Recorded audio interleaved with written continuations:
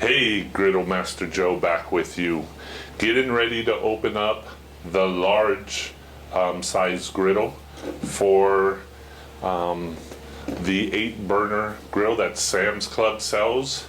It's a 51-inch grill, and we're converting it into a, I think it's around 49 inches, maybe 48 inches griddle. I think we did 49, but it'll be on the website for you. As you saw, if you watched the one for the medium that's right below here, it was very well packed. You don't have to worry about it getting damaged on its way to you. If anything, as I said in the other one, they have to worry about what it may damage along the way. One, it's heavy, it's steel. I don't know, I think I could drop it and it's not going to dent or do anything. All right, there's the opening. Wow.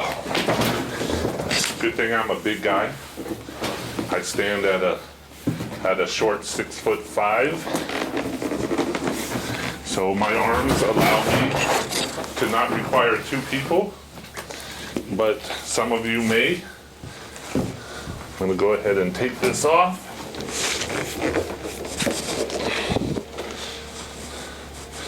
Remove all this cardboard. Another play toy for your kids.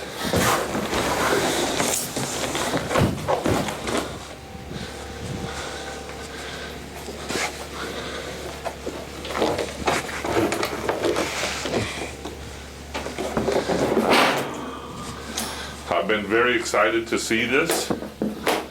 I've had it for a week, but we had to get a lot ready for videoing.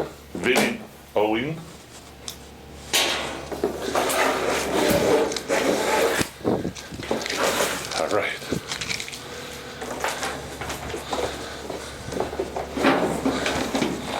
There it is.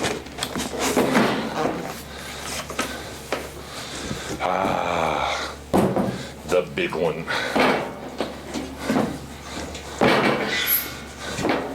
Let me go ahead and hold this like this.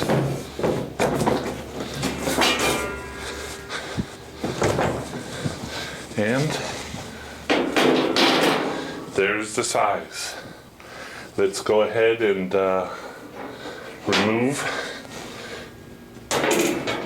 the medium griddle. And we'll remove the other grate.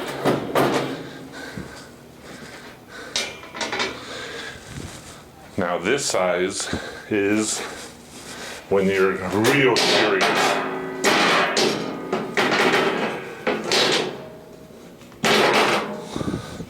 When you're real serious about griddling. Look at that.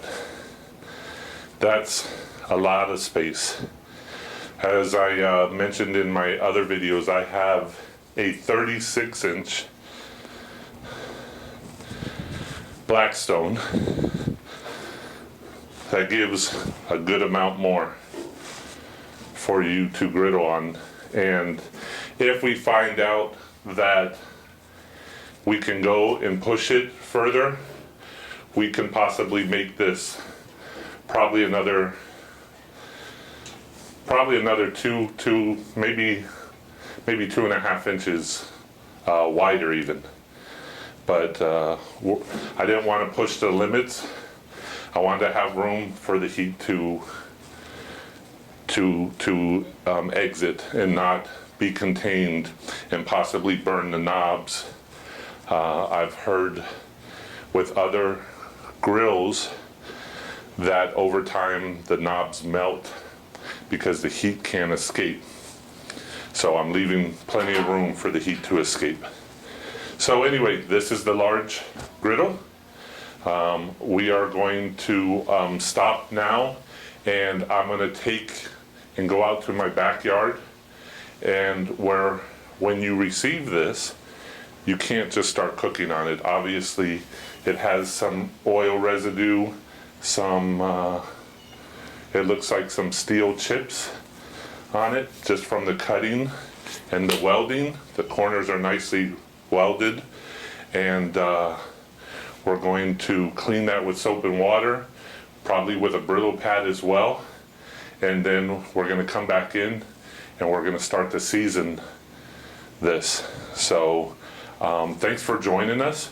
You're watching on griddlemaster.com. I'm Griddle Joe. Look forward to seeing you back soon.